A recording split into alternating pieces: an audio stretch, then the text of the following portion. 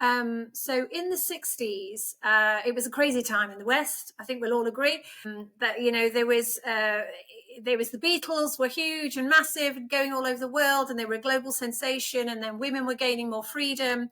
And then there was this wonderful teacher called Maharishi, who was an Indian meditation teacher, spiritual teacher, and his teacher had said to him, he said, Maharishi, you need to go to the West now and teach the Westerners meditation. It's time. So he said, okay, packed his bag, came over to the West, and he settled in Wales, and he was there for years. And he was doing what he thought his, teachers had asked of him. So he was running classes for the local people in Wales, and he was, dressed traditionally. He was this traditional Indian teacher, and but his work was starting to get widely spread and widely known, and people were really experiencing the benefits.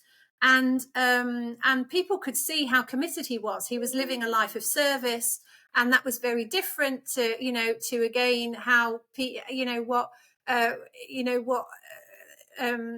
the expectation of how we live our lives and what our life is about.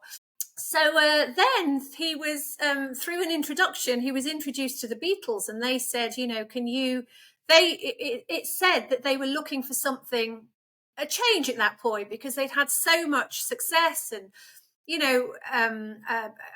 notoriety with their work at that point, that I guess they were looking for bliss. I guess they were looking for a connection with them, themselves again. Anyway, they were introduced to Maharishi, and they invited him to go on tour with them and teach them meditation. So he actually, there's a cave in Rishikesh, which is the cave where he taught the Beatles to meditate.